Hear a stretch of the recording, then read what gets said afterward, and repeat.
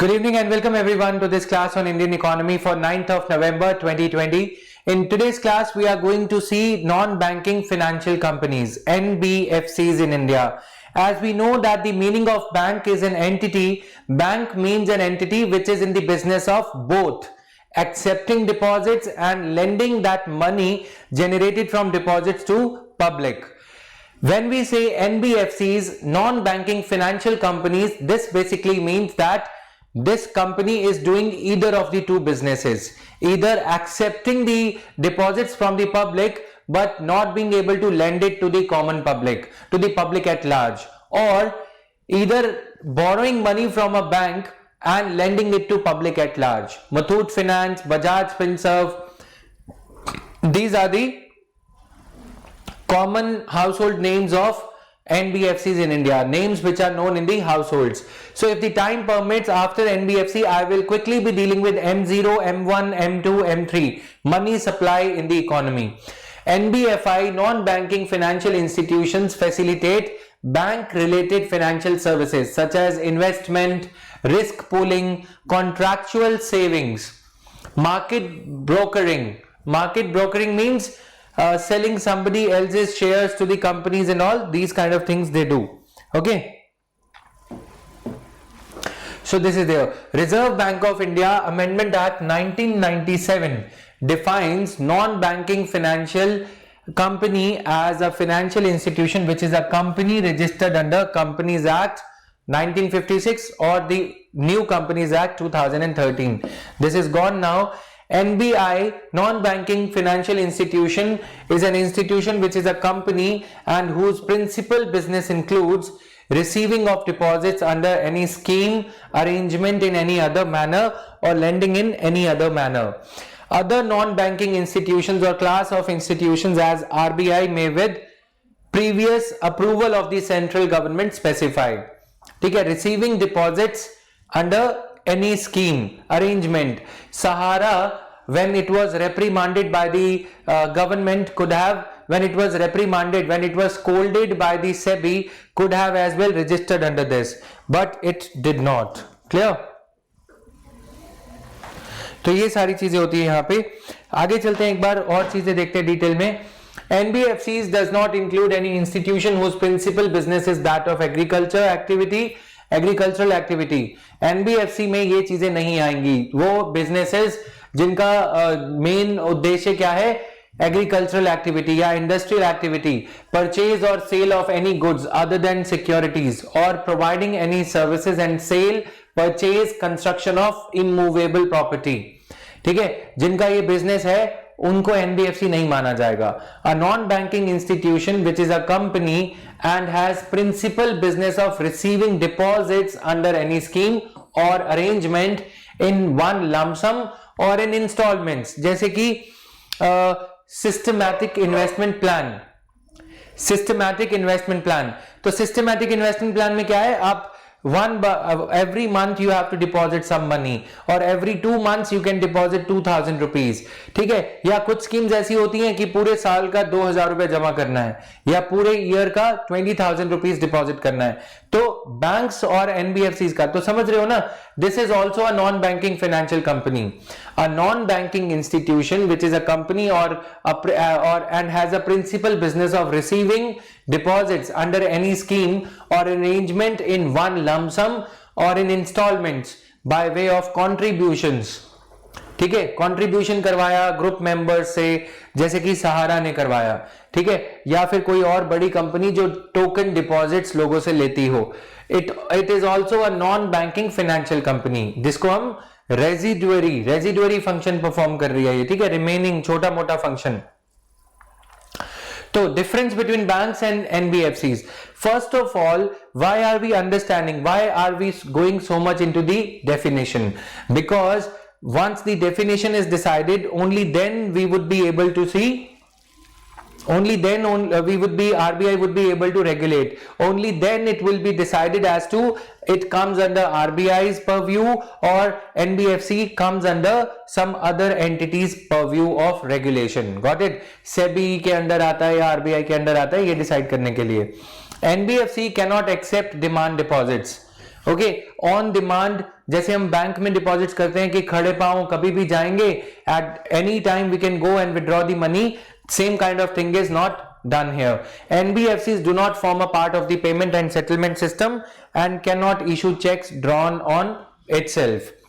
Deposit insurance facility of Deposit Insurance and Credit Corporation is not available.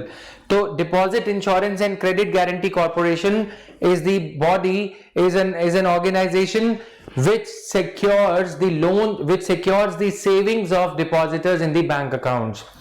Deposit Insurance and credit guarantee corporation क्या करता है, अगर मैंने अपने पैसे बैंक अकाउंट में रखे हैं तो मेरे जो बैंक अकाउंट में पैसे पड़े हैं 1 लाख रुपए तक वो इंश्योर्ड हैं, यानी कि इन case of a run on a bank, अगर बैंक दिवालिया भी हो जाता है तो भी डिपॉजिट इंश्योरेंस, डिपॉजिट का इंश्योरेंस एंड क्रेडिट की गारंटी को इंश्योर करने वाली संस्था को deposit insurance and credit guarantee corporation कहते हैं. जब आप बैंक में पैसा डिपॉजिट करते हो, when you deposit your money into a normal savings bank account, that is insured by DICGC. Bank को उसके पैसे देने पड़ते हैं इंश्योरेंस करवाने के, ठीक है. लेकिन जब आप NBFC में पैसा रखोगे तो deposit insurance facility is not available to depositors of NBFCs. Certain points to be noted for prelims examination.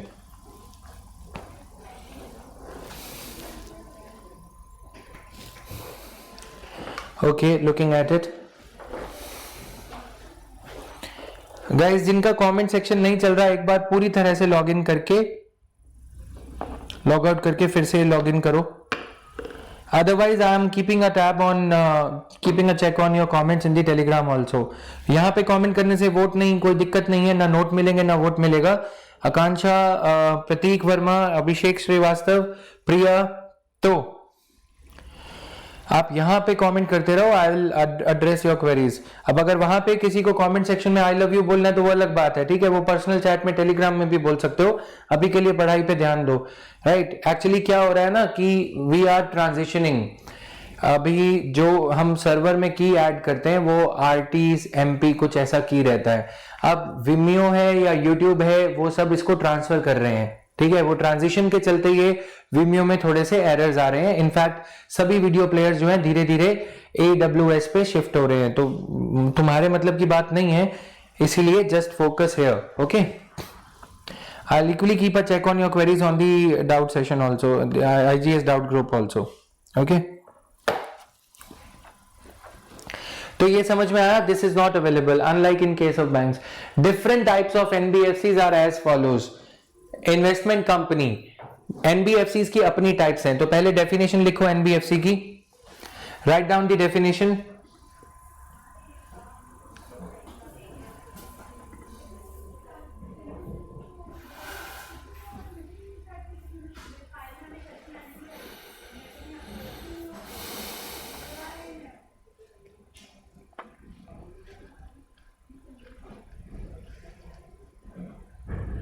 ये बेसिकली वैसे सारा कुछ कवर्ड है, डेफिनेशन में लिखवाऊंगा तो वो कवर्ड ही है, ठीक है. यहां से पढ़ लेना NBFC क्या होता है, ये पढ़ लेना. Companies act.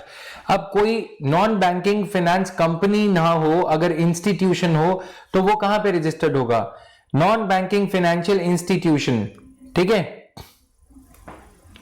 Non banking financial institution can also be registered under societies registration act. But धीरे धीरे से RBI ने ये कहा कि NBFCs का जो सेटअप है वो कॉर्पोरेट होना चाहिए, यानी कि कंपनीज वाला होना चाहिए. So today all the NBFCs have migrated to corporate form of governance, corporate form of entity. Okay, सारी कंपनीज बन गई हैं. ये छोटी सी बात थी, बताना जरूरी था. Now different types of NBFCs. Investment company. Investment company means any company which is a financial institution carrying on as its principal activity the acquisition of securities. यानी कि दूसरी कंपनीज के शेयर्स लगाना. क्यों, ये इनका क्या फायदा है? देखो, NBFCs इंडिया में they are primarily bank financed. Okay, bank क्या करता है? Bank can not lend to risky assets. Bank पर से अपने कॉर्पोरेट स्ट्रक्चर या अपनी पॉलिसी के अकॉर्डिंग रिस्की एसेट्स को पैसा नहीं दे पाता, तो बैंक से पैसा बोरो करती है NBFCs अब NBFCs, non banking financial companies, जो इन्वेस्टमेंट कंपनीज हैं, वो क्या करती हैं, जैसे कि कोई रियल एस्टेट कंपनी है, वो रियल एस्टेट कंपनी में रिटर्न बहुत अच्छा दिख रहा है, वो क्या करते हैं, डिटेल्ड प्रोजेक्ट रिपोर्ट बनाती है ये real estate company. Project report की एक फ्लैट जब बन जाएगा तो उसकी कीमत क्या होगी, फिर वहां पे मेट्रो या एयरपोर्ट पास में आ जाएगा तो उसकी कीमत और बढ़ेगी, राइट। इन प्रोजेक्शंस के बेसिस पे रियल एस्टेट कंपनी एनबीएफसी के पास में जाती है, NBFC 13% higher rate of interest यानी कि लगा के एनबीएफसी इनको बोल देता है कि हम आपको लोन दे देंगे। एनबीएफसी इस कंपनी में 26% या 30% शेयर्स परचेज कर लेता है, इसको बोलते हैं इक्विटी, ठीक है। अब कंपनी में रिस्क ज्यादा है, company is a private company, लेकिन एनबीएफसी के पास में रियल एस्टेट इंजीनियर्स हैं, सिविल इंजीनियर्स हैं, जिनको ये पता है कि इसकी प्रॉपर्टी बढ़ जाएगी इस अपार्टमेंट की जब ये कंपनी के फ्लैट्स बन जाएंगे। सिमिलरली कोई और एनबीएफसी है वो गोल्ड में पैसा लगाता है, ठीक है, सिक्योरिटीज वगैरह, लेकिन ये सारे एनबीएफसी बैंक से पैसा लेते हैं 9%, 10%, तो ये जो गैप है ये इनका मार्जिन होता है, ठीक है, ये इनका मार्जिन है। इनके पास में डोमेन एक्सपर्टीज होता है। अगर ये कोई ऐसी एनबीएफसी है जो रियल एस्टेट में काम कर रही है तो इसको रियल एस्टेट के रेट्स वगैरह सब कुछ पता होगा। Clear?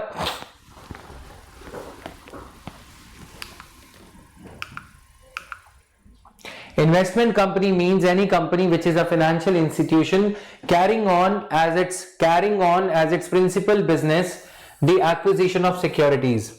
Infrastructure finance company, it deploys at least 75% of its total assets in the infrastructure loans. It deploys at least 75% of its total assets in the infrastructure loans. ठीक है, infrastructure को finance करने वाली, यानी कि जिसने अपने लोन्स जो हैं 75% तक के, अगर उसके पास में 100 करोड़ है तो 75 करोड़ इंफ्रास्ट्रक्चर में। It has a minimum net owned funds of rupees 300 crore. Owned funds यानी कि इनका अपना कैपिटल 300 करोड़ रुपीज होना चाहिए। It has a minimum credit rating of A और इक्विवेलेंट। अब जब बैंक्स इन एनबीएफसी को फाइनेंस करते हैं तो बैंक के ऊपर ये कंडीशन होती है कि जो एनबीएफसीज ए रेटेड हैं या ए प्लस प्लस प्लस रेटेड हैं या ए प्लस रेटेड हैं उनको ही बैंक लोन दे। जो लोअर रेटेड होती हैं A B, double A B plus या माइनस, उनको बैंक लोन ना दे। Clear? This is the criteria in which they are funded. So these things are there. Now capital to risk weighted assets ratio of 15%।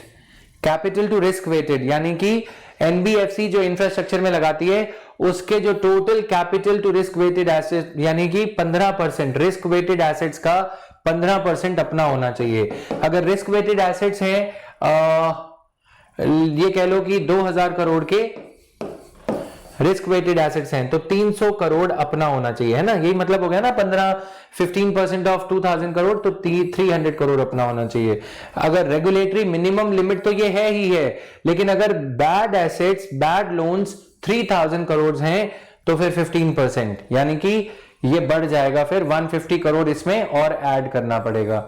So as to fulfil this requirement, तो if a question is asked to you in prelims that whether capital to risk adequacy ratio norms are applicable to NBFCs, क्या capital to risk adequacy norms NBFCs पे लागू होते हैं? Yes. अब अगर ये पूछा जाए कि क्या बेसल नॉर्म्स NBFCs पे लागू होते हैं? No. Basel norms have got their own capital to risk adequacy ratio prescriptions for various countries. ठीक है, बेसल नॉर्म्स इंडिया के बैंकिंग सेक्टर पे रेगुलेट अप्लाई होते हैं, लेकिन हम ये कहें कि capital to risk adequacy ratio कहीं पे लगाई जाती है तो वहां पे बेसल नॉर्म्स अपने आप लागू हो गए, नहीं। बेसल नॉर्म्स के बिना भी capital to risk weighted assets ratio RBI ने इनके ऊपर लगाई है।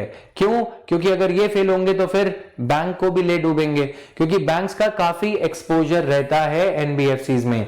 जब हम वर्ड एक्सपोजर यूज कर रहे हैं, एक्सपोजर मतलब when you expose yourself to sunlight you get your skin gets tanned and all, है ना, टैनिंग हो जाती है। वैसे ही जब बैंक इनको ज्यादा लोन देता है यानी कि फिर बैंक का एक्सपोजर बढ़ गया है, ठीक है। अगर ये फेल होगी तो फिर बैंक भी फेल हो जाएगा, बैंक के भी काफी ज्यादा फर्क पड़ेगा।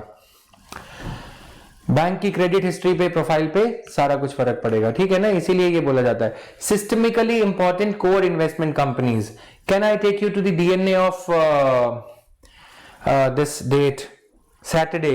If you can open the newspaper, I mean जरूरत नहीं है बट अपने आप देख लेना, ठीक है। सैटरडे को जो मैंने डीएनए किया था उसमें फटाफट बता देता हूं कि कैसे ये न्यूज क्लिपिंग्स आती हैं और तुम्हें थोड़ा सा हेल्प हो जाएगी इस क्लास के बाद। Okay, so just 1 minute. Last week, DNA 5th November. Just 1 minute, guys. Actually, the dog Maddie is here, so that's why the news ends. Just a minute.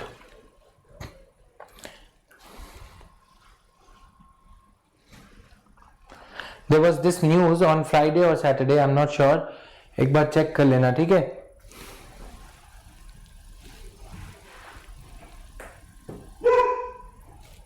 So these things are there. Just give me 1 minute.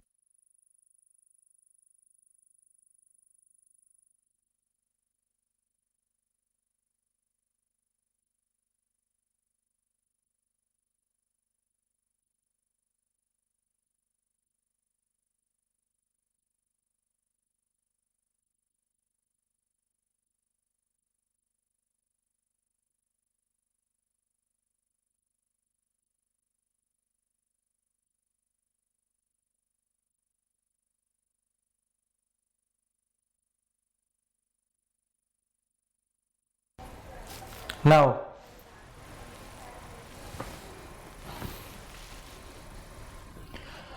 so these things are there. Now coming to the other aspects, देख लेना, वो Friday की news होगी, Saturday की नहीं। तो systemically important होता है एक बड़ा पेड़।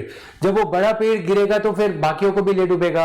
इसीलिए आरबीआई के गवर्नर, फॉर्मर आरबीआई गवर्नर ने ये कहा था ना कि सिस्टमिकली इंपॉर्टेंट एनबीएफसीज को अच्छे से रेगुलेट करने की जरूरत है और उनके लिए डिफरेंशियल नॉर्म्स होने चाहिए। पढ़ा था कि नहीं पढ़ा था ये फ्राइडे के न्यूज़पेपर में? थोड़ा सा न्यूज़पेपर देख लिया करो, बाकी rest of the things I will take care, but थोड़ा सा तुम्हें देखना तो पड़ेगा गाइस, है ना। So this is there.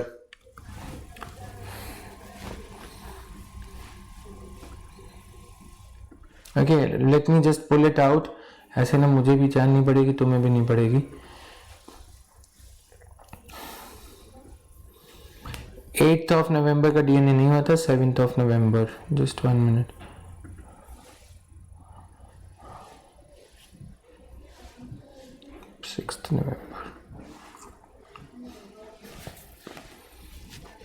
तो सिस्टमिकली इंपॉर्टेंट एनबीएफसीज होती हैं जो सिस्टम के लिए, फाइनेंशियल सिस्टम के लिए रिस्क खड़ा कर सकती हैं if they fail, if they do not adopt prudential norms, है ना।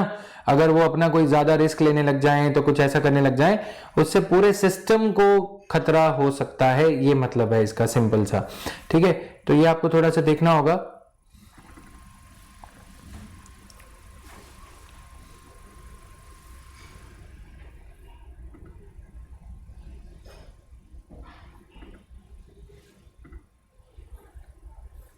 ये गाइस थोड़ा सा देख लेना, ठीक है। I am not able to pull it out.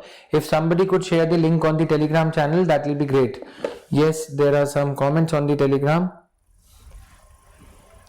Thank you. Yes, Prateek has already shared it, so you can copy paste that clipping or do something about it.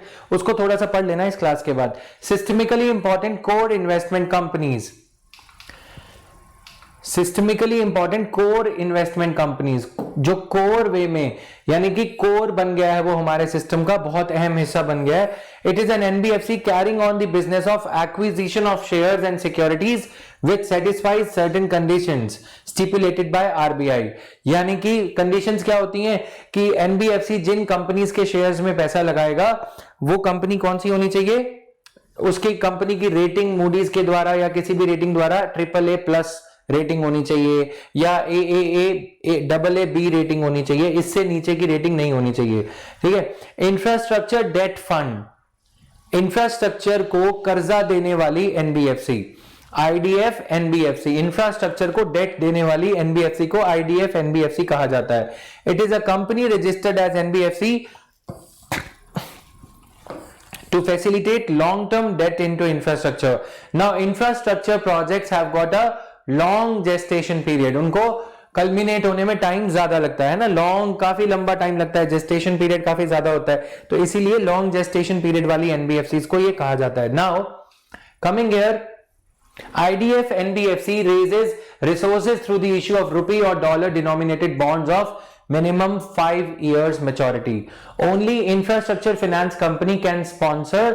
कोई भी IDF raises resources through issue of rupee or dollar denominated bonds. कौन सी bonds जो हमने देखी थी, right? Minimum 5 years. Only infrastructure finance companies can sponsor IDF NBFC. जो infrastructure finance companies होती हैं, जैसे कि infrastructure finance corporation of India, उसको गवर्नमेंट ऑफ इंडिया ने 50,000 करोड़ रुपए दे दिए, या फिर कोई दुबई की इंफ्रास्ट्रक्चर फाइनेंस कंपनी है, उसने IDF NBFC में पैसा लगा दिया लंबे टाइम के लिए. ये कौन सी एंटिटीज होती है जिनको या तो गवर्नमेंट ऑफ इंडिया लगाएगी पैसा, infrastructure development corporation, infrastructure finance corporation of India, जिनको कि इंडिया के इंफ्रास्ट्रक्चर को डेवलप करवाने में फायदा मिलेगा, या फिर कोई आबू धाबी का कोई इन्वेस्टमेंट फंड है, वेल्थ फंड है, उनके पास बहुत पैसा पड़ा है, ऐसे ही पेट्रोल बेच दिया, पैसे लगा दिए, छोटी सी कंट्री है, डेवलप भी हो गई, स्वैंकी कार्स हैं वहां पे, वर्ल्ड का सबसे बड़ा मॉल है, ये सब चीजें है ना. अब क्या करें उस पैसे का, उनको 2-3% रिटर्न भी काफी है. इंडिया के इंफ्रास्ट्रक्चर में वो 20 साल, 25 साल, 50 साल के लिए पैसा लगा देंगे, उनको 3-4% रिटर्न मिल जाएगी. That is what they are happy with. ठीक है, तो this is how these infrastructure companies, because they have got long-term funds, they have got access to long-term funds, लंबे टाइम के लिए, इसीलिए सिर्फ इनको ही अलाउ किया गया है. Clear? Non-banking finance companies, microfinance institutions, NBFC, MFI. 2009 में 10 में आंध्र प्रदेश में एक माइक्रो फाइनेंशियल इंस्टीट्यूशन था. अब ये क्या होता है, देखो यहां पे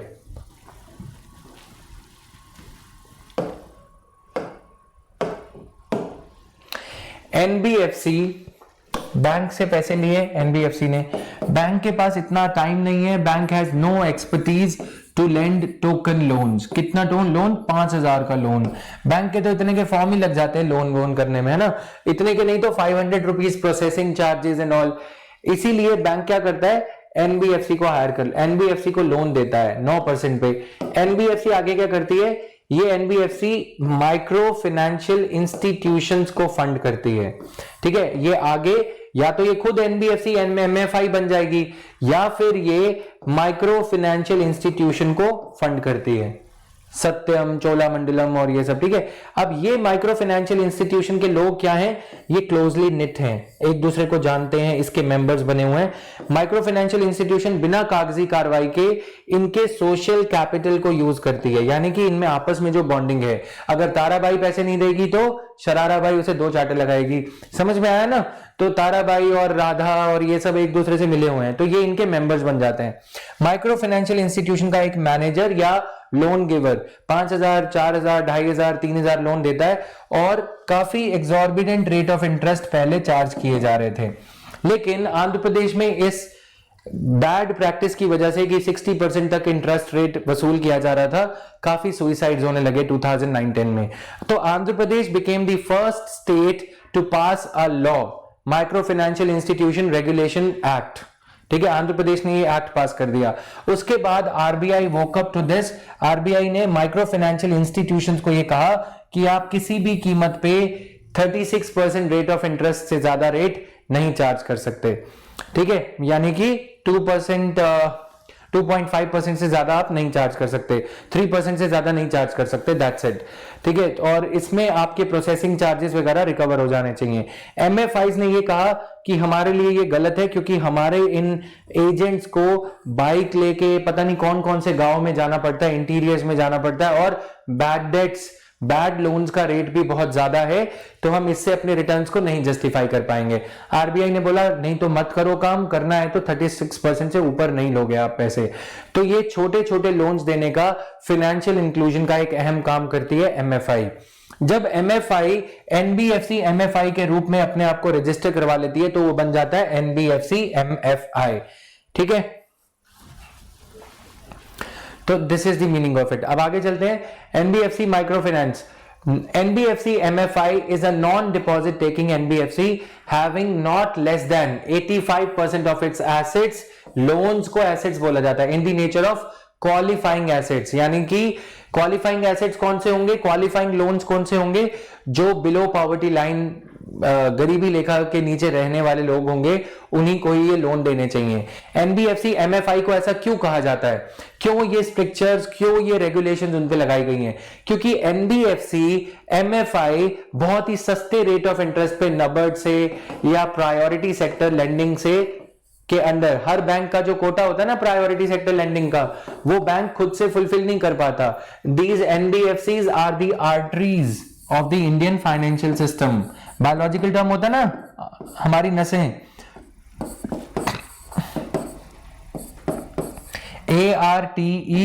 ARTERIES, arteries. These are like arteries.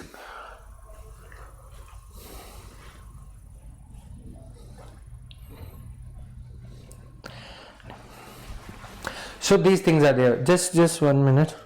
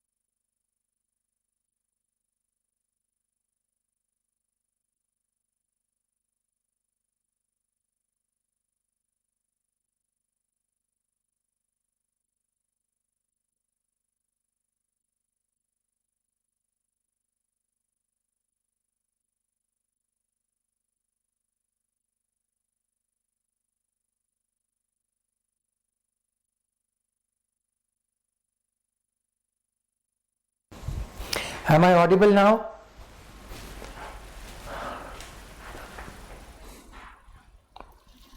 Am I audible guys? Stuck नहीं था?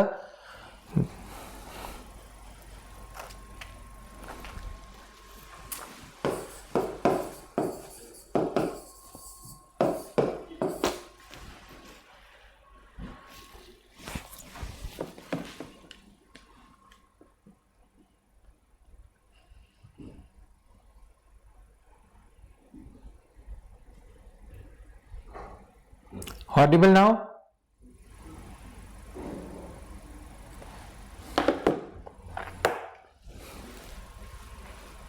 ठीक है, तो दीज आर लाइक आर्टरीज। अब एवरी बैंक, इससे पहले पता क्या होता था, बैंक ने पता नहीं लोन मेला स्कीम, लीड बैंक स्कीम, फिर इतने सारे बैंक्स, फिर कोऑपरेटिव बैंक्स, ये सब चीजें होने लगी। उसके बावजूद भी हमारी फाइनेंशियल इंक्लूजन आज तक नहीं हो पाई।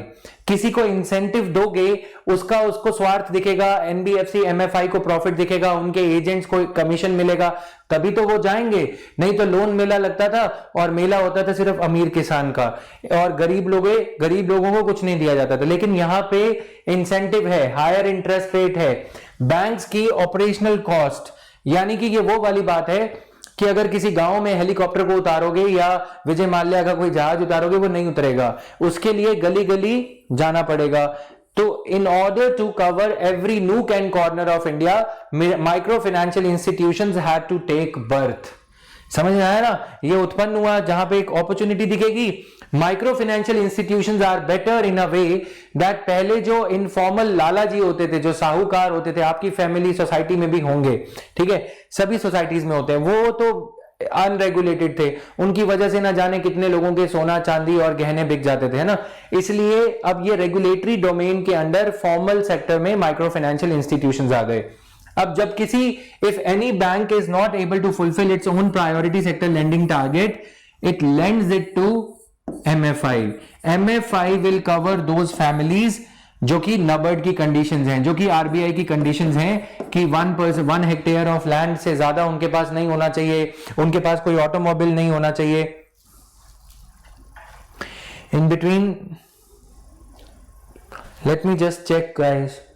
Yes, you guys are right. There is some lag from my side. Give me just 1 minute. Please be patient for 1 minute, everyone. I'll have to stop the class. Okay, actually, we are getting the high power cable laid to our office, which is taking some time due to festive season. अभी wait करना, ठीक है? अभी lag होगा तो कोई ये मत सोचना कि कुछ गड़बड़ है. I am just restarting the WiFi. There will be a interregnum of just 1 minute. There will be a break of 1 minute. Okay everyone? Alright.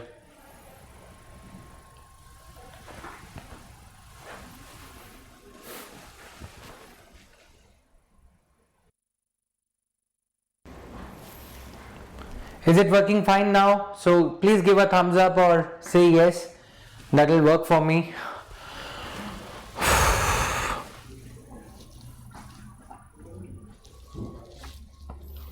So it seems to be working fine.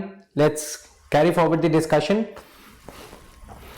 इसीलिए it seems to be working fine now, right?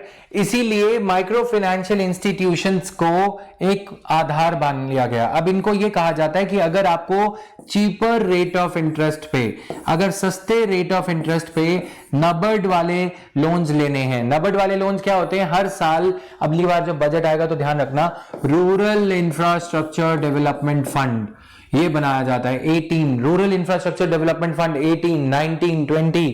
इसका हर साल का target रहता है 10, 50,000, 60,000 करोड़. इस बार का target था 8-9 लाख करोड़ रुपए. ये नबर्ड के अंडर रहता है, national agriculture bank for rural development.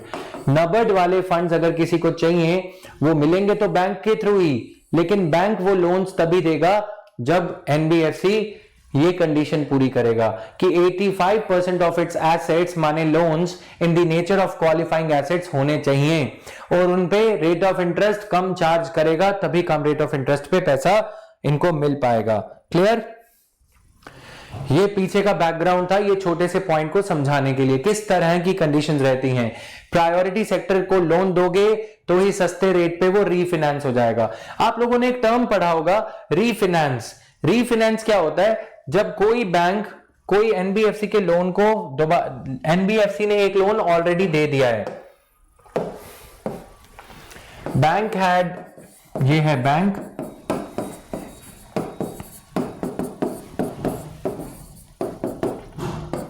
अब यहां पे ध्यान रहे NBFC माइक्रो फाइनेंस इंस्टीट्यूशन अलग होता है, ठीक है? बैंक माइक्रो फाइनेंस इंस्टीट्यूशन ने प्रायोरिटी सेक्टर लेंडिंग वाला एक लोन दिया. अब ये प्रायोरिटी सेक्टर लेंडिंग वाला लोन माइक्रो फाइनेंस इंस्टीट्यूशन ने जो दिया है इनको, वो loan micro finance institution NBFC से रीफाइनेंस करवा लेगा. सस्ते रेट ऑफ इंटरेस्ट वाला लोन, इनको पैसे मिलेंगे 7% रेट ऑफ इंटरेस्ट पे, और नीचे जो लोगों को जो पैसे दिए गए हैं 7% पे, माइक्रो फाइनेंस इंस्टीट्यूशन को वो 5% पे मिल जाएंगे. ठीक है, रीफाइनेंस, और बैंक को वो 4.5% पे मिल जाएंगे. बैंक कहां से ले रहा है? नबर्ड से. नबर्ड ने वो पैसे बैंक को दिए, तो आधे परसेंट का मार्जिन होता है इसमें. इससे फायदा ये होता है कि बैंक का प्रायोरिटी सेक्टर लेंडिंग टारगेट पूरा हो जाएगा. अब इस प्रक्रिया को, इस प्रोसेस को हम क्या कहते हैं? प्रायोरिटी सेक्टर, हम क्या कहते हैं? रीफाइनेंस. ठीक है, आप में से इफ्ती उद्दीन ने थोड़ा कंप्लेन किया था कि मैं इंग्लिश में ज्यादा बोलता हूं, इसलिए मैं थोड़ी ठेठ हिंदी बोल रहा हूं आज. ठीक है, कल को कोई पंजाबी में रिक्वेस्ट करेगा तो इसका मतलब ये नहीं है कि पंजाबी शुरू हो जाएगी. I will my self be deciding कि कितनी रेशो में कितना मिक्सचर रहेगा, तो तुम लोग हल्ला मत बोलने लग जाना, क्योंकि ये डेमोक्रेसी नहीं है, थोड़ा देख के चलना है. दोनों लैंग्वेजेस में मिक्सचर मैं यूज करूंगा, इसलिए अपनी फरमाइशें थोड़ा सिलेक्शन तक थोड़ा बचा के रखो. ठीक है, तो रीफाइनेंस किसको कहते हैं समझ में आया? This exercise of a bank और an institution getting the loan that it has already lent पहले से दे दिया गया है वो लोन, अब उसके लिए रीफाइनेंस करवाया जा रहा है।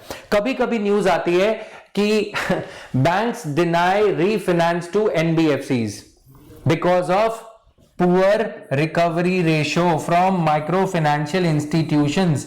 रिकवरी रेट कम हो जाता है तो बैंक क्या करता है, बैंक को ये न्यूज पढ़ने को मिल रही है तो एनबीएफसी बैंक के पास जाता है, ये रहे मेरे 500 करोड़ के पेपर, 500 करोड़ के लोन इसने micro financial institution 1, micro financial institution 2 को दे रखे हैं, जिन्होंने आगे दे रखे हैं। अब आ गया कोविड-19 में क्या करे बैंक, लोगों ने पैसे देना बंद कर दिया, people have stopped paying back their loans. अब ये कागज जो है 500 करोड़ वाला, इसकी वैल्यू हो गई 150 करोड़। क्यों? क्योंकि इस पे जो लोगों ने लोन ले रखे हैं, बैंक ये बोलेगा, bank says I am not going to refinance this. ठीक है, तो तुम्हें ये ध्यान रखना है कि बैंक डिनाई का मतलब रीफाइनेंस अगर बैंक नहीं करेगा तो NBFCs will be choked of the supply of funds. Choking of समझते हो ना, पानी जाना रुक गया, choking of the supply of funds.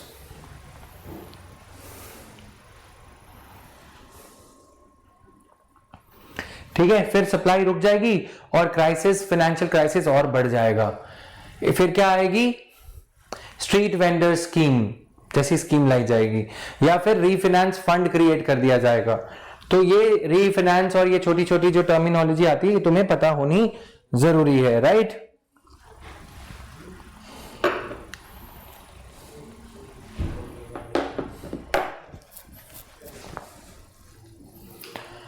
Yes, overview of regulators of NBFC companies.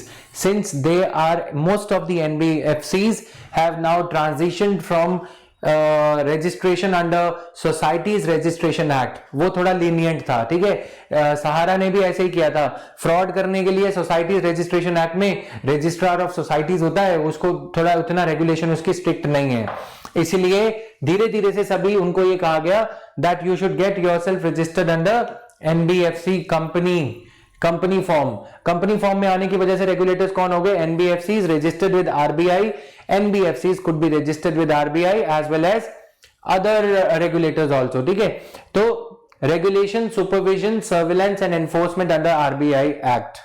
NBFCs can commence और carry on business of NBFC only after obtaining a certificate of registration। ठीक है, certificate of registration from the RBI and having a net owned funds of rupees 25 lakh. ठीक है, अब इसको 2 crore rupees कर दिया गया, फिर इसे थोड़ा और ज्यादा कर दिया गया 300 करोड़ और ये सब।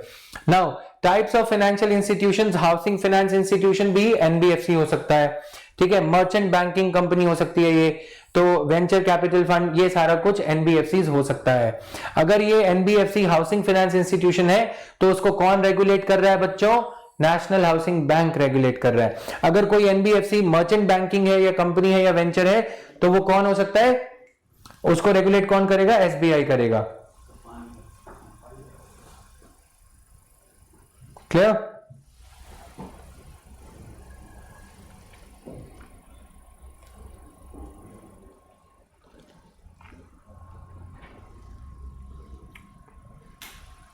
Done? So these things are there. NBFC non-financial companies, regulation, supervision and surveillance under Companies Act. Regulator Ministry of Corporate Affairs, जो कि नॉन फाइनेंस कंपनीज हैं। नॉन फाइनेंस कंपनीज में क्या होगा, जो बुलियन में ट्रेड कर रही हैं, मतलब गोल्ड वगैरह में और ये सब। ठीक है, एनफोर्समेंट एजेंसी स्टेट गवर्नमेंट्स हो जाती हैं इनकी, कोई लॉटरी में डील करता है, कोई रियल एस्टेट में डील करता है, वो सब फाइनेंस कंपनीज हैं, लेकिन even then also they are not being regulated by RBI. Clear? Nidhi companies, Nidhi क्या होता है, निधि फंड क्या होता है, ये मैं बता दूंगा अभी। Mutual benefit companies, mutual benefit companies होती हैं, हम दोनों जो है साथ में मिल गए 4, 5, 10 लोग, हमने फंडिंग करी, तो उसको भी रजिस्टर कराया जा सकता है, क्योंकि ऐसे 100 लोग भी हो सकते हैं। NBFCs are majorly private. NBFCs could be both public or private. Okay, they are majorly private. Public NBFCs भी हो सकता है, लेकिन है नहीं, private ही हैं NBFCs. Clear? Any other basic, thing? This thing. MFIs, microfinancial institutions, they accept deposit. ठीक है, but they cannot if they are in the business of lending also. तो ये public lending और public borrowing वो करोगे तो फिर क्या होगा, पब्लिक बोरोइंग और पब्लिक लेंडिंग करोगे तो क्या होगा, चिट फंड स्कैम का खतरा रहता है, इसलिए माइक्रो फाइनेंशियल इंस्टीट्यूशंस को पैसे लेने से मना कर दिया गया है, ठीक है, क्योंकि वो फिर स्कैम हो जाता है नीचे के लेवल पे और आरबीआई सेबी को किसी को पता लगता नहीं है, इसलिए दे कैन ईदर लेंड और दे कैन बोरो। अगर ये बोरो करेंगे तो ऊपर के कहीं अपनी कंपनी में पैसा लगाएंगे तो उसके लिए सेबी से परमिशन लेनी होती है। They can not be in the business of both borrowing and lending. Okay,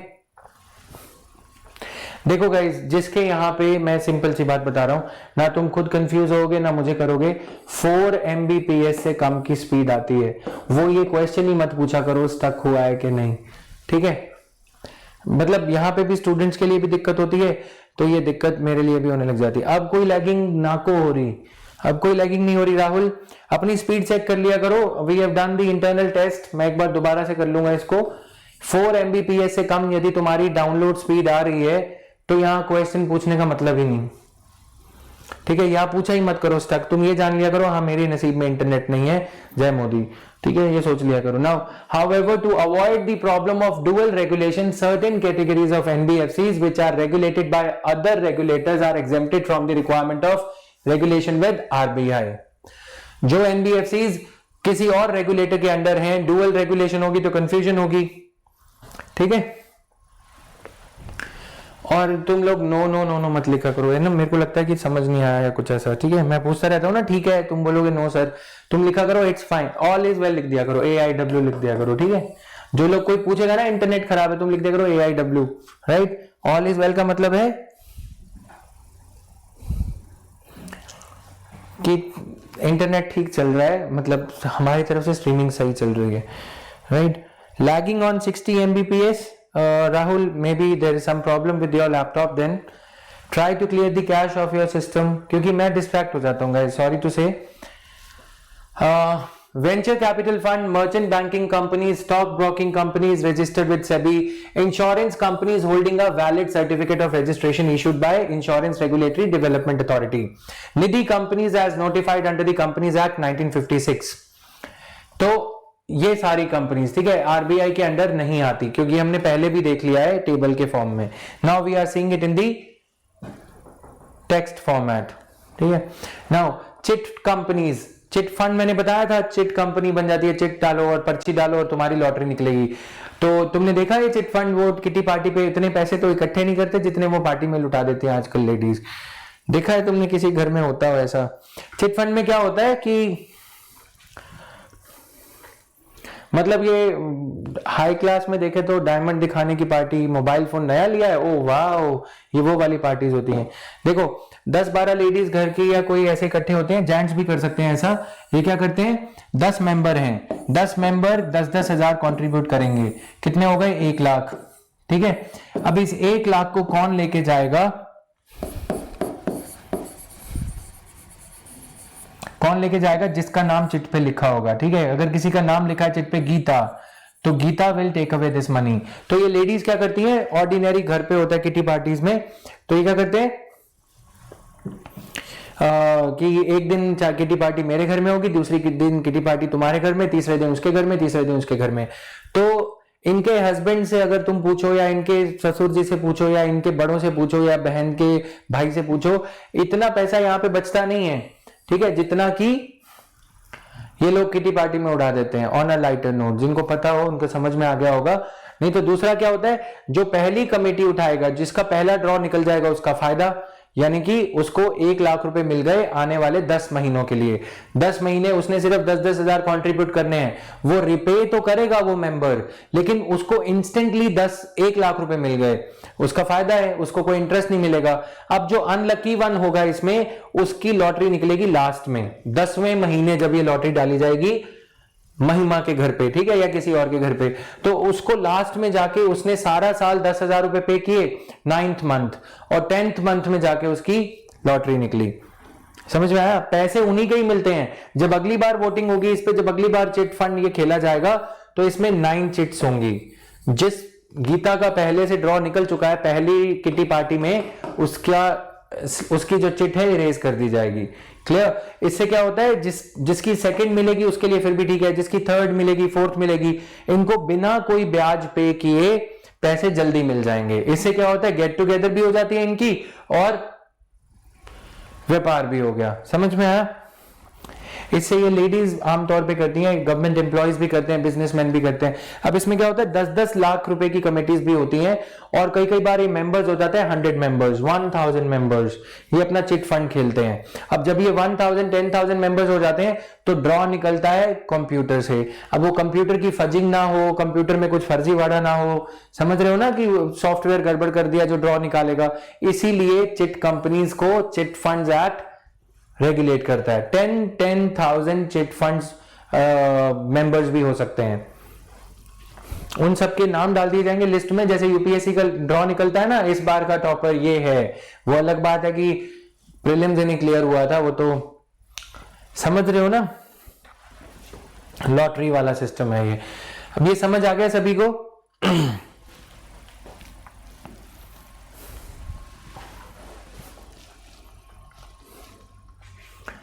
तुम्हारे कमेंट आने ही बंद हो गए। Housing finance companies regulated bye national housing bank, तो एनएचबी में आ जाता है। एनबीएफसी एचएफसी बोला जाता है इसे, NBFC HFC, housing finance company. Stock exchange और mutual benefit company. Mutual benefit में भी ये लोग ऐसा ही करते हैं कि 10 लोग इकट्ठे हो गए, 10 ने 1-1 लाख रुपए लगाए तो 10 लाख हो गए। 10 लाख का ये कोई फ्लैट खरीदेंगे और वो फ्लैट खरीदा 10 लाख का, 2 महीने बाद उसको बेच दिया। अब ये तो 10 मेंबर थे, लेकिन अगर 1000 मेंबर हो जाएं उसको क्या बोलेंगे, mutual benefit company, right? Hence, these sectoral regulators regulate respective entities, and RBI does not regulate all the NBFCs. Please be clear about it. As per the changed FDI policy under Section 47 of Foreign Exchange Management Act, 100% FDI through automatic route. What is automatic route of FDI? Automatically, बिना किसी ministry के, बिना किसी की permission के, automatically आप पैसा India में लेके आओ और बस आपका काम हो गया। ठीक है, मतलब आपको बस 30 दिन के अंदर ऑटोमेटिक रूट में आरबीआई को बताना होता है कि हाँ हम एफडीआई इंडिया में लेके आए हैं। उसके अलावा आपको कुछ नहीं करना। Okay Priya, thank you. If NBFC plays a major role in the fulfillment of priority sector lending guidelines and NABARD guidelines, then why are they not levied directly on NBFCs rather than commercial banking entities? NBFCs देखो point वही है कि अगर NBFCs directly in पे लगने लग जाएंगी तो फिर दिक्कत हो जाएगी। मतलब समझ रहे हो, अगर NBFCs पे प्रायोरिटी सेक्टर लेंडिंग लगाने लग जाएंगे तो फिर NBFCs are not taking deposits from the public. Priority sector lending banks पे तभी लगाया जाता है because they are taking the deposits from the public. Once they are taking the deposits from the public, why are they getting the deposits? Because of the trust. Trust comes from the regulation by RBI. NBFCs per se are not allowed to take the people's deposits. If they are into business of lending, they cannot take the deposits directly from the people. Clear? इसीलिए उन पे priority sector lending लगाना will not be a practice, you know, it would not make any sense, क्योंकि जब वो उनको public से deposit ही नहीं लेने दिए जा रहे, तो इसलिए। Got it? Any other question in the Telegram group?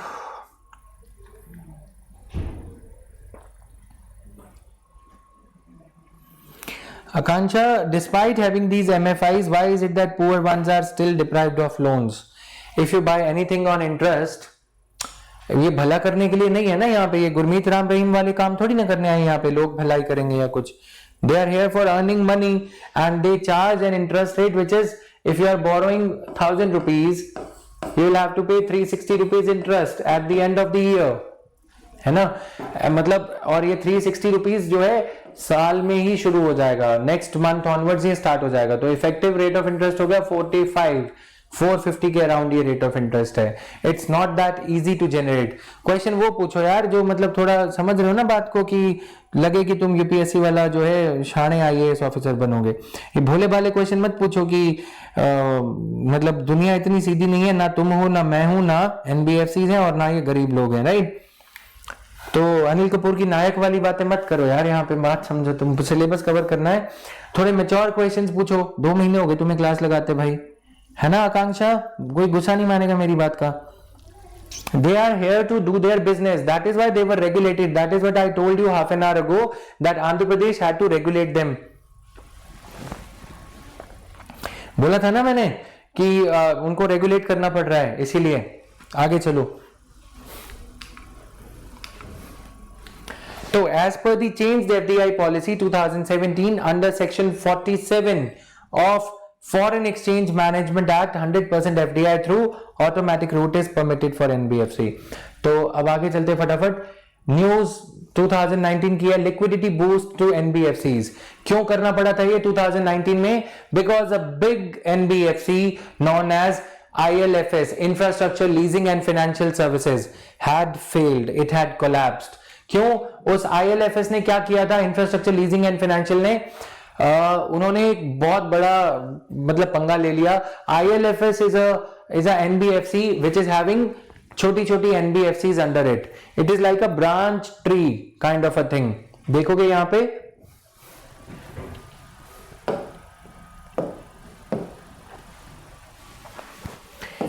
NBFC जिसका नाम था infrastructure leasing and financial services. ये इसका जैसे नाम बता रहा है ना, ये क्या करता था, जो कोलैप्स होने वाली रियल एस्टेट कंपनीज थी उनका बिल्डिंग परचेज कर लेता था। ठीक है, ये खड़ी बिल्डिंग है स्केलेटन, इसकी बिल्डिंग परचेज कर ली।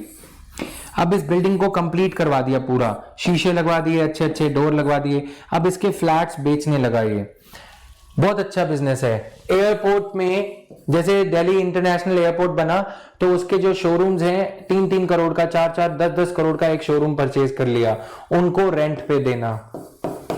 ठीक है, फिर ऐसे गैमट ऑफ एक्टिविटीज में इंफ्रास्ट्रक्चर लीजिंग, क्रेन्स खरीद ली 1000 या 100 क्रेन्स खरीद ली किसी कंपनी से सस्ते प्राइस पे, उनको कंस्ट्रक्शन कंपनीज को लोन पे मतलब किराए पे देना। समझ रहे हो बात? कोई बोरिंग मशीन और ये सब लिफ्टिंग क्रेन्स होती हैं, वो सब दे दिया, खरीद लिया, उसमें पैसा लगाया। अब इस कंपनी से गलती ये हो गई, ये जो ILFS था इसने लोन लिया था बैंक से 10 साल का। Otherwise this company had a very good funds value, but cash flow गड़बड़ हो गया। ये जो लोन दिया था ये था 20 साल का, लेकिन इस लोन को देते टाइम जो पैसा लिया था वो पैसा मिला था सिर्फ 10 साल का। 10 इयर्स में बैंक को पैसे रिटर्न करने थे, लेकिन लालच में आके कुछ ऐसे एसेट्स में पैसा लगा दिया which will reap some benefit for them 20 years down the line, leading to liquidity mismatch. What is the meaning of liquidity mismatch? Liquidity जब मिसमैच कर जाती है। आज मुझे चाहिए 10,000, मेरी पॉकेट में आज 20,000 हैं, भले ही मेरे पास करोड़ों की जायदाद हो, लेकिन आज मैं दिवालिया कहलाऊंगा, है ना? यानी कि फंड्स मिसमैच नहीं होना चाहिए, कैश मिसमैच नहीं होना चाहिए। Even if a companies funds position is very good, if it is not able to pay up the liabilities as and when they arise, then that company would not be having a good credit worthiness. समझ में आया? तो ये ILFS का मैंने background दे दिया। इसके और भी बहुत सारे काम थे। ILFS के पास पैसा ज्यादा था। अब जिस फ्लोर में मैं हूं यहाँ पे, इसका रेंट बहुत ज्यादा है। ठीक है, अब मैं रात में चला जाऊंगा 11 बजे, चलो मैं तो फिर भी फुल्ली यूटिलाइज करता हूं ऑफिस को। ठीक है, अब मैं अगर शाम को 6 बजे मेरी शिफ्ट खत्म हो जाएगी, मेरे एम्प्लॉयज चले गए, ये क्या करेगा? ये ILFS इस ऑफिस को खरीद लेगा और मेरे को बोलेगा कि आप जो रेंट पे कर रहे हो आप आधा रेंट पे करो। मेरे एम्प्लॉयज के जाने के बाद यहां पे एक दूसरी शिफ्ट शुरू हो जाएगी किसी और कंपनी की, रेंट आधा हो गया, इसने इस ऑफिस का रेंट पूरा देना शुरू कर दिया। अब इसको फायदा ये है कि 2 पार्टीज इसको ऑफिस को यूज कर रही हैं, रेंटल कॉस्ट डिवाइड हो जाएगा। ऐसे ऐसे एसेट्स जो कि बहुत अच्छे थे उसमें पैसा लगाया। आजकल बड़ी सिटीज में यही चल रहा है, जहां पे किराए की कॉस्ट इतनी ज्यादा हो गई है, वहां पे क्या होता है, ये ILFS वहां पे बिल्डिंग प्रोवाइड करेगा, AC प्रोवाइड करेगा, कंप्यूटर सिस्टम्स प्रोवाइड करेगा, एक सिक्योरिटी डिपॉजिट ले लेगा, अगर किसी ने कोई कंप्यूटर तोड़ा तो कैमरा लगा हुआ है, लेकिन रेंटल कॉस्ट आपकी आधी हो जाएगी क्योंकि वो शेयर किसी और से करेगा। आपने देखा होगा बेंगलुरु में या कहीं पे कोवर्क्स नाम से एक एंटिटी है, वो क्या करता है, कंबाइंड एक कॉमन वर्किंग स्पेसेस प्रोवाइड करता है। IL&FS ने भी किसी ऐसे एसेट्स में बहुत अच्छे से पैसे लगाए थे, लेकिन लिक्विडिटी मिसमैच होने की वजह से प्रॉब्लम हो गई। प्रॉपर्टी अच्छी थी, सब कुछ अच्छा था, बट जब फल देना था तब फल नहीं दे पाए। ये जब रेट ऑफ इंटरेस्ट पे करना था, EMI पे करनी थी, तब नहीं कर पाए। Clear? Yes, you can say that. ठीक है, ये बेसिकली कोवर्क्स वगैरह काम करते हैं स्टार्टअप्स के लिए। अब एक स्टार्टअप को रहना है बैंगलोर में, ठीक है, बैंगलोर से ही शुरू होगा वो सब, लेकिन उनके पास इतने पैसे नहीं होते कि स्टार्टिंग में वो पूरा अपना ऑफिस जो है रेंट पे ले पाए। तो वो क्या करते हैं, 2-4 घंटे इस टेबल पे बैठ गया, इस टेबल पे बैठे हैं एक कंपनी के लोग, दूसरी टेबल पे बैठे दूसरी कंपनी के लोग। तो ये सारा कुछ होता है। Now how did NBFCs evolve? Earlier money lenders were charging exorbitant interest rates. तो धीरे धीरे से चिट फंड कंपनीज आ गई, Nidhi companies regulated by ministry of commerce came up. तो for the past decade or so, this space has been occupied by RBI regulated. Because of this exorbitant interest rate phenomena, cheating and all, they had to do this. As of March 2018, there were 11402 NBFCs registered with RBI, of which 156 were deposit accepting. ठीक है, there were 249 systemically important NBFCs. Please write down the definition of systemically important NBFCs. Please write down.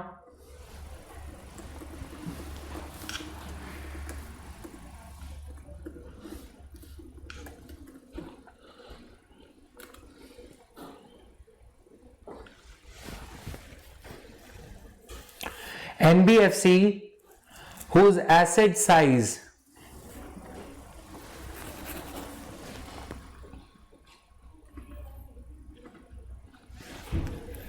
of at least 500 crores, ठीक है,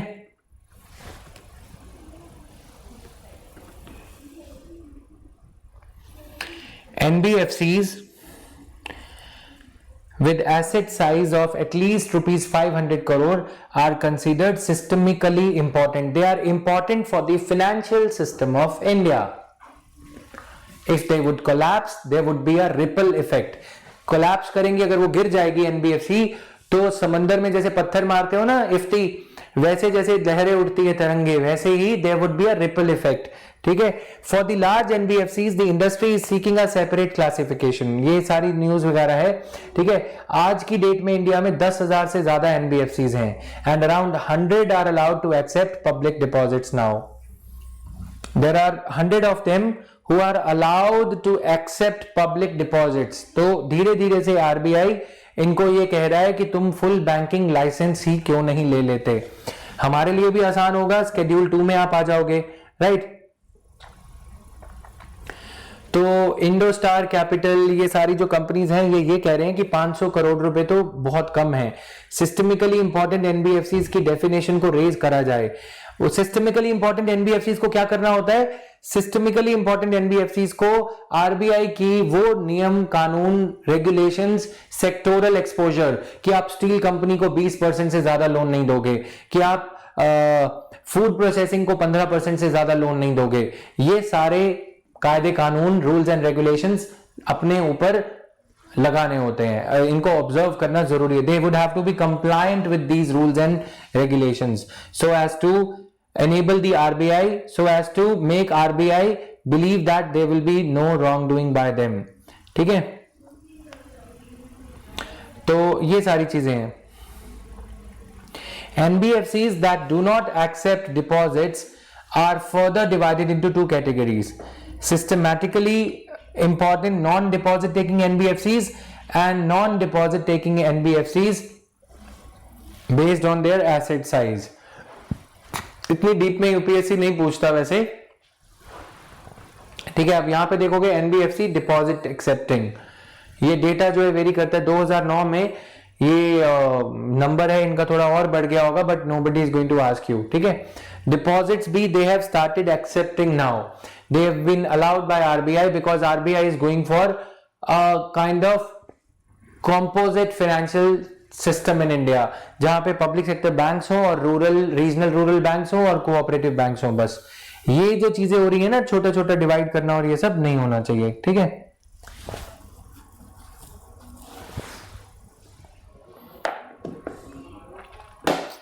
total market value नहीं, asset size का मतलब total loans that have been, asset जहां पे banking sector में आए उसका मतलब लोन होता है। क्या होता है?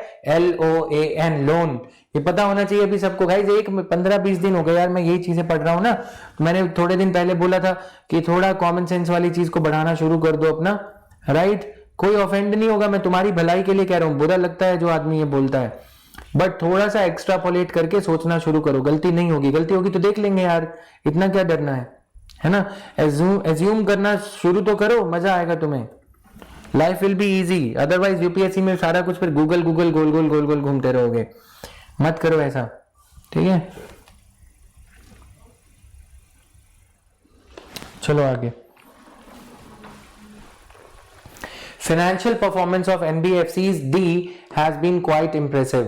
Deposit accepting, ठीक है, इनकी परफॉर्मेंस अच्छी चल रही है। ये सारा कुछ लिक्विडिटी बूस्ट, ये हमने देखा कि RBI announced the host of measures. क्यों? क्योंकि ILFS was on the verge of collapse. It had literally collapsed had RBI not given this boost, liquidity boost. More host of measures to provide liquidity support apart from giving them certain benefits for loans extended to them by commercial, loans extended to commercial real estate sector. अब देखो, real estate sector को इन्होंने loan दिया, real estate sector collapse हो गया, तो real estate sector ने इनको लोन रिटर्न EMI देना बंद कर दिया। जब वो EMI देना बंद कर दिया, इन्होंने उस एसेट को सस्ते दाम में परचेज कर लिया। अब क्या करें? वो होता है ना संक कॉस्ट, जो पैसा डूब चुका है उसको निकालने के लिए तुम अपना हाथ और गहरा डालते जाओ, और गहरा हाथ ही फंस जाता है। तो NBFCs के साथ कुछ ऐसा हुआ, इन्होंने सोचा कि रियल एस्टेट कंपनी के शेयर्स खरीदेंगे। अब शेयर खरीद लिए हैं, पैसा लग चुका है। रियल एस्टेट कंपनी ने बोला कि हम दिवालिया हैं, हमारे पास पैसे नहीं है। इन्होंने बोला कि चलो ठीक है, 500 करोड़ का एसेट है, बिल्डिंग है, उसको 250 करोड़ में खरीद लेते हैं। अब वो 250 करोड़ खरीद तो लिया, लेकिन रेंटल कॉस्ट जो इन्होंने सोची थी कि मिल जाएगी, वो रेंटल कॉस्ट मिली नहीं। Building kept on lying vacant, building में वैकेंसी रही, रेंट आया नहीं, इन्होंने EMI पे करना बंद कर दिया। इसलिए RBI ने इनको, बैंक्स को ये कहा कि NBFCs जो फंस गई हैं उनको रीफाइनेंस दे दो, दोबारा से पैसा दे दो।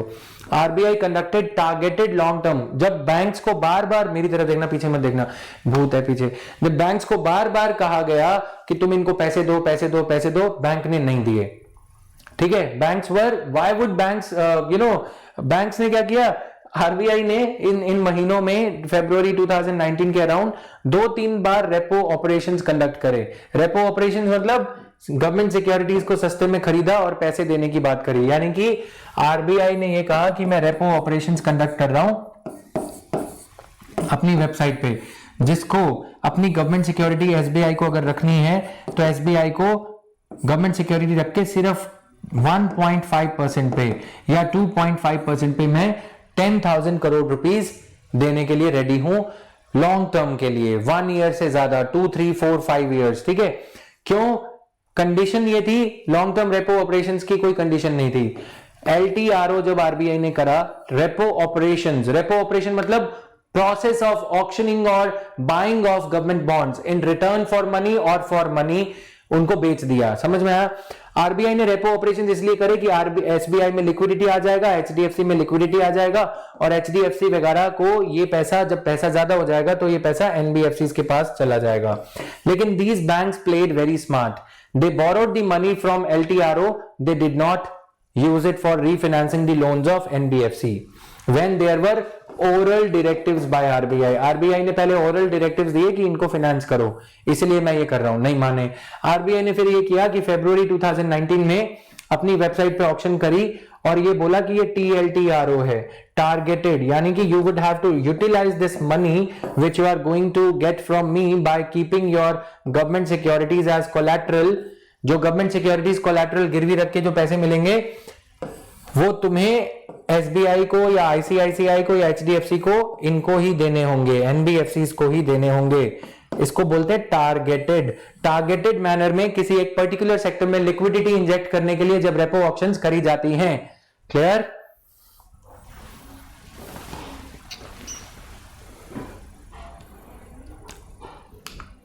अब पढ़ो इसको, डर नहीं लगेगा, ठीक है?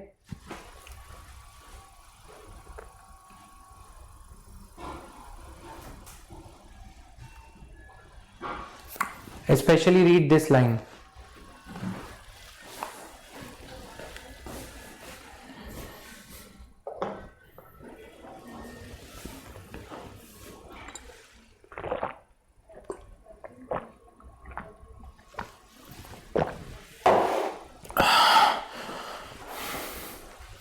अब भूत नहीं है, right?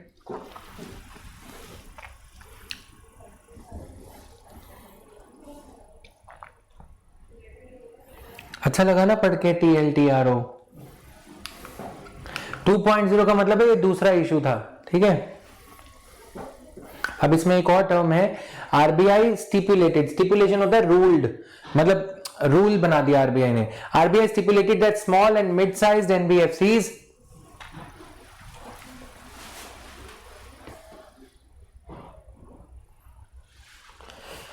just 1 minute guys.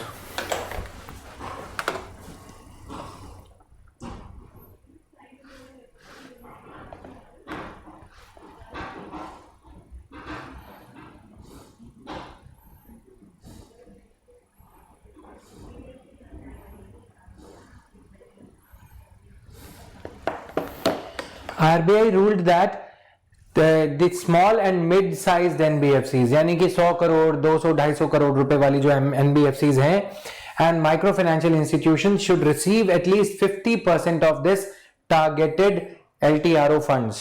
Got it? Investment made by banks under this facility would be classified as held to maturity. Investment जो banks इसमें करेंगे held to maturity even in excess of 25% of total investment permitted to be included in the HTM portfolio. अब यहाँ पे थोड़ा सा तुम्हें समझना पड़ेगा, पहले इस लाइन को ध्यान से पढ़ो। Investment made by banks under this TLTRO facility would be classified as held to maturity even in excess of 25% of total investment permitted to be included in the HTM portfolio. देखो पहले banks को ये बोला जाता था अगर मैं किसी गवर्नमेंट सिक्योरिटी या किसी बॉन्ड को परचेज करता हूं तब तक परचेज करता हूं जब तक वो बॉन्ड मेच्योरिटी की डेट, अगर उसको 5 साल बाद मेच्योर होना है, ठीक है, उसमें लिखा है कि गवर्नमेंट मेरे पैसे 5 साल बाद दे देगी। सिमिलरली बैंक ने जब एनबीएफसी की बॉन्ड डिबेंचर परचेज किया तो एनबीएफसी ने उन्हें प्रॉमिस किया कि this is after 5 years for 10,000 crore NBFC would pay to bank how much? 12,500 crore, let's assume, ठीक है।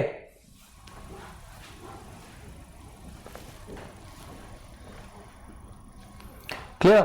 अब जब बैंक इसको पूरा लंबे टाइम तक ये करेगा, होल्ड करके रखेगा, तो पॉइंट ये होता है कि बैंक के ऊपर एक कैप था कि 25% से ज्यादा पैसा बैंक अपना एनबीएफसी की बॉन्ड्स डिबेंचर्स में नहीं लगाएगा। क्यों? क्योंकि एनबीएफसी एज अ सेक्टर में अगर स्ट्रेस आ गया तो बैंक तो डूब जाएगा। 25% पैसा मतलब समझ रहे हो? इसीलिए investments made by banks under this facility would be classified as held to maturity even in excess of 25, यानी कि बैंक्स को लिबरेट कर दिया। हेल्ड टू मेच्योरिटी का ऑपोजिट समझ लो, तुम्हें समझ में आ जाएगा। हेल्ड टू मेच्योरिटी का ऑपोजिट ये है कि बीच में अगर मैं सिक्योरिटी को बेचना चाहूं, जहां से हमने यील्ड समझा था, जिन्हें नहीं समझा कोई बात नहीं, 5 साल की सिक्योरिटी की मियाद है, टेन्योर है, लेकिन मैं बीच में उस सिक्योरिटी को किसी को बेच देता हूं, है ना, तो वो क्या माना जाएगा कि मैंने वो सिक्योरिटी बेच दी, तो held to maturity, I did not hold that security up till its maturity date, up till its date of maturity, ठीक है, नॉट हेल्ड टू मेच्योरिटी हो जाएगा इसका सिंपल मतलब। तो 25% से, अगर मैं एक बैंक हूं एसबीआई, मुझे पहले आरबीआई ने 2017 में ये बोला था, देखो एसबीआई 25% से अपने पैसे 25% से ज्यादा एनबीएफसी की बॉन्ड्स में मत लगाना। लेकिन अब क्योंकि एनबीएफसी सेक्टर में क्राइसिस है, तो मुझे कहा जा रहा है कोई बात नहीं, तुम ये बॉन्ड्स ले लो, हमसे पैसा ले लो, तुम ये बॉन्ड्स इनकी खरीद लो या फिर इनको री इन्वेस्ट कर दो, बट अगर ये पैसा 25% से ज्यादा होता है तो भी कोई बात नहीं, ठीक है। Permitted to be included in the HTM portfolio. Held to maturity securities are securities that companies purchase and hold and intend to hold until they mature. बोलो समझ में आ गया?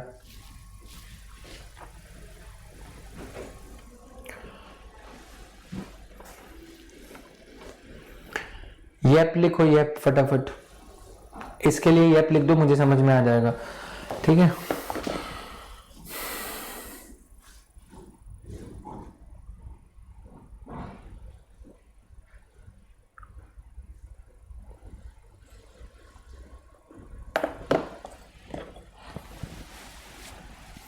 ठीक है, किसको नहीं आया समझ में? अभिषेक नहीं आया समझ में, ऐसा कैसे हो सकता है यार? ध्यान कहीं और था, सच्ची सच्ची बताओ। पास्ट लाइफ के बारे में सोच रहे थे। हेल्ड टू मैच्योरिटी होता है, कैसे समझाऊं तुम्हें?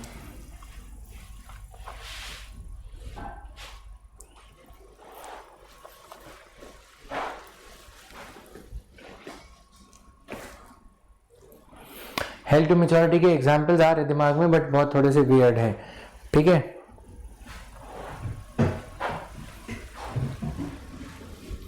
मतलब कोई चीज तुमने खरीद रखी है, वो 5 साल के बाद बेचनी है, 5 साल के बाद तुम्हें उसके पैसे मिल जाएंगे, लेकिन तुम ये कह रहे हो कि नहीं मुझे नहीं चाहिए, मुझे अभी बेचनी है, क्योंकि इसमें आगे अगर मैं इसको रखूंगा इस सिक्योरिटी को, एनबीएफसी तो डूब रहा है, तो एनबीएफसी डूबेगा, मेरे पैसे भी डूब जाएंगे, इसलिए मैं इसको बीच में बेच रहा हूं। बैंक्स जो हैं, बैंक्स के ऊपर तुम्हें सेक्टोरल लिमिट नहीं समझ आया होगा, थोड़ा बता देता हूं मैं।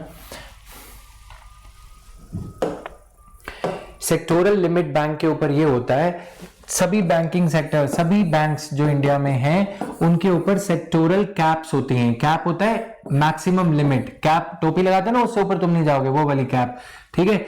यानी कि स्टील सेक्टर को बैंक, आरबीआई ये कह रहा है कि कोई भी बैंक अपने टोटल जो लोन्स दे रहा है, अगर किसी बैंक के लोन एसबीआई के 10,000 करोड़ रुपीस के हैं, तो उसमें से स्टील सेक्टर के 25% से ज्यादा नहीं होने चाहिए, ठीक है, यानी कि 2500 करोड़।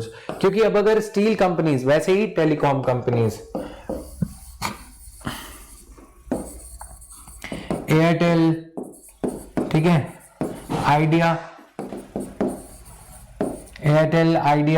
जियो, सबको मिला के टोटल लोन्स टेलीकॉम सेक्टर को मान लो 20% से ऊपर नहीं देने, तो 20% यानी कि 2000 करोड़, 500 करोड़ चाहे एयरटेल को दो, 200 करोड़ आइडिया को दो, 700 करोड़ जियो को दो। क्योंकि अब अगर टेलीकॉम सेक्टर पूरी की पूरी तरह से ध्वस्त हो रहा है ना, कंपनीज डूब रही हैं, ये सब हो रहा है, तो ऐसे केस में तो फिर पूरे पैसे ही डूब जाएंगे बैंक के, इसीलिए ये एक्सपोजर लिमिट्स लगाई जाती हैं, ठीक है। हेल्ड टू मैच्योरिटी का मतलब यहां पे ये है, bank has to hold this bond of NBFC, NBFC को एक और 25% से ज्यादा टोटल एनबीएफसी, कितनी भी एनबीएफसी हो, उनको 25% से ज्यादा लोन नहीं देने, बैंक के टोटल 10,000 करोड़ में से 25%, ठीक है। अब एनबीएफसी सेक्टर के ऊपर ये लिमिट थी, लेकिन एनबीएफसी की खराब हालत को देखते हुए ये कह दिया गया कि अब एनबीएफसी में जो बैंक पैसा लगाएगा उसको होल्ड टिल मैच्योरिटी हम मान लेंगे, कोई बात नहीं, even if it is in excess of this thing, ताकि बैंक्स जब ये सिक्योरिटीज खरीदे एनबीएफसी की, उसको होल्ड करके रखें, उसको बेचे नहीं, स्पेक्यूलेट मत करें उसे, ठीक है।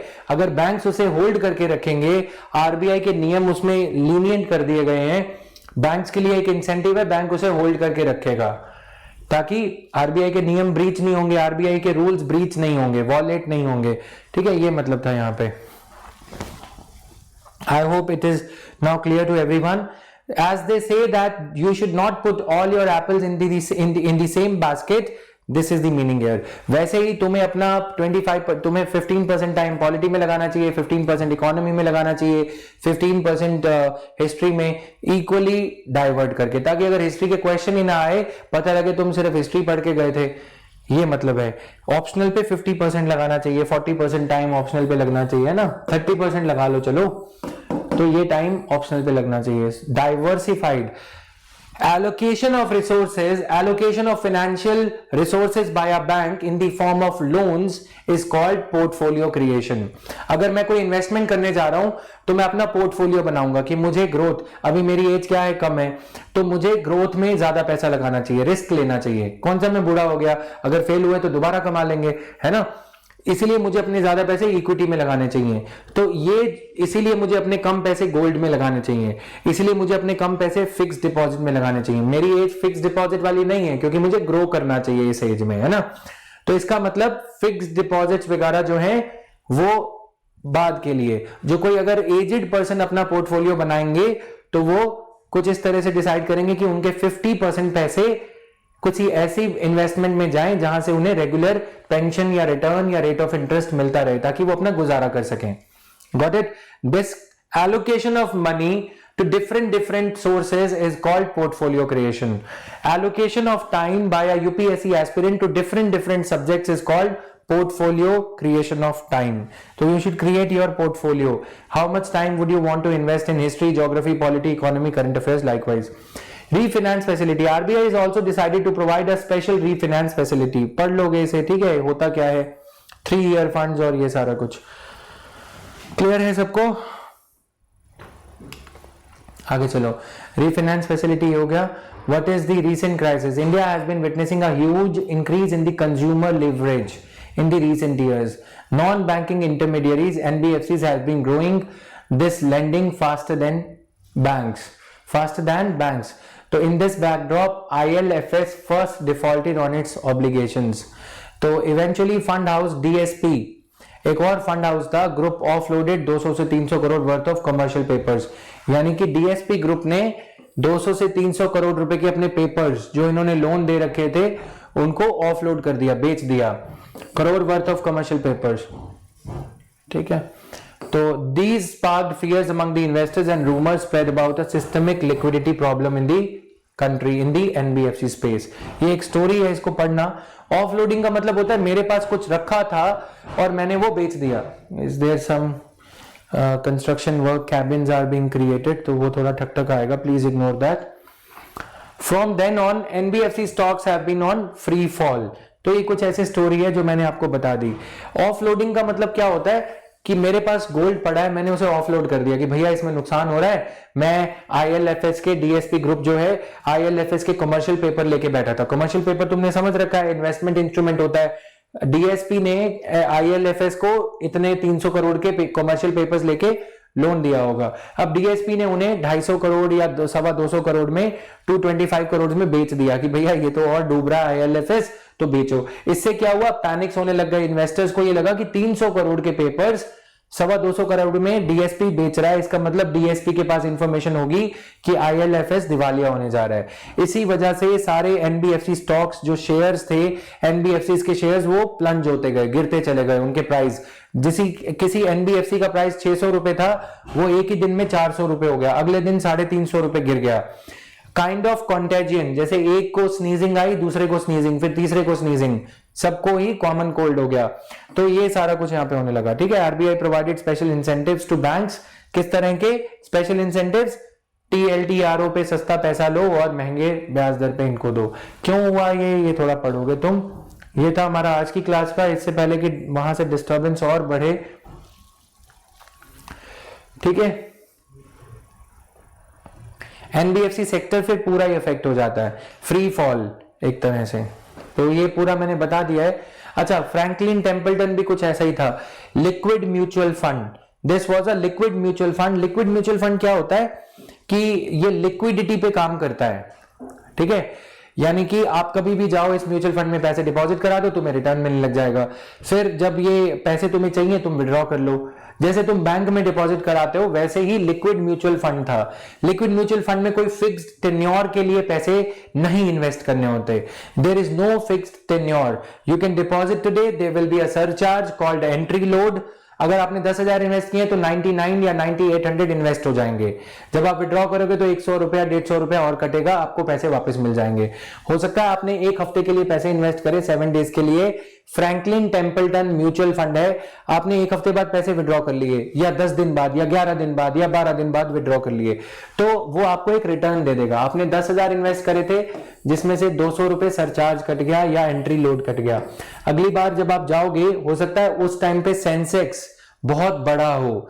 सेंसेक्स इंक्रीज हो रहा है यानी कि स्टॉक मार्केट इंक्रीज हो रहा है. स्टॉक मार्केट इंक्रीज हो रहा है यानी कि फ्रैंकलिन टेम्पल्टन ने अगर स्टॉक मार्केट में पैसे लगाए होंगे तो जिन शेयर्स में पैसे लगाए थे उन शेयर्स का प्राइस इंक्रीज होगा. अगर उन शेयर्स का प्राइस मान लो कि उस एक हफ्ते में इंक्रीज हुआ है तो आपके 10,000 रुपए के 9800 जो रह गए थे इन्वेस्ट होने में, उसके बन गए 10,700 रुपए. ठीक है. अब आप 7 दिन बाद इसे विड्रॉ कर सकते हो. हुआ क्या, जब कोविड-19 आया, अभी ये पैंडेमिक हुआ, लोगों के पास पैसे थे नहीं, लोगों ने लिक्विड म्यूचुअल फंड से पैसा विड्रॉ करना शुरू कर दिया. लिक्विड म्यूचुअल फंड बहुत सारे हैं, उनमें से एक है फ्रैंकलिन टेम्पल्टन. इसमें से बहुत सारा कैश विड्रॉल हुआ और इन्होंने जो पोजीशंस ले रखी थी शेयर्स में, वो पोजीशंस कुछ ऐसी थी, इनको लगा कि शेयर्स के प्राइसेस बहुत गिर रहे हैं पैंडेमिक के चलते, तो हम परचेज कर लेते हैं। इन्होंने सारा पैसा इन्वेस्ट कर दिया लिक्विड म्यूचुअल फंड ने शेयर्स में। शेयर्स तो सस्ते दाम पे मिल गए, लेकिन शेयर्स अभी बढ़े नहीं थे। उसके बाद शेयर्स का प्राइस और स्लाइड होते चले गया। लोगों ने पैसे विड्रॉ करे, इन लोगों ने अपने इंटरनेट बैंकिंग से कमांड दी म्यूचुअल फंड अकाउंट पे, इंटरनेट बैंकिंग अकाउंट पे कि हमें हमारे पैसे चाहिए।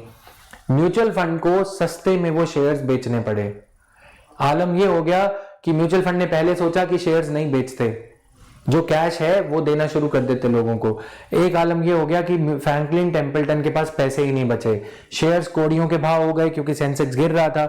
इसीलिए इसको भी बेल आउट करने के लिए आरबीआई ने 50,000 करोड़ दिए कमर्शियल बैंक्स को कि तुम म्यूचुअल फंड्स को पैसा लेंड करो। इसके लिए भी TLTRO किया गया, जैसे एनबीएफसी के लिए किया गया। समझ में आया?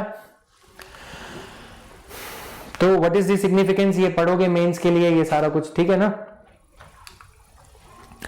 तो सॉल्यूशंस क्या है, अदर सेक्टर्स, ये हमारा आज कंप्लीट हो गया। ये इजी है सारा कुछ, ठीक है? This was all in today's class. I hope you must have enjoyed it. I was a little faster, speaking a little fast in the last 5-10 minutes. अगर नहीं समझ आया तो कल इसके डाउट्स थोड़ा पूछ लेना। आज ये पीपीटी खत्म करना मेरे लिए जरूरी था। Okay, so thank you everyone, bye bye guys, thank you guys.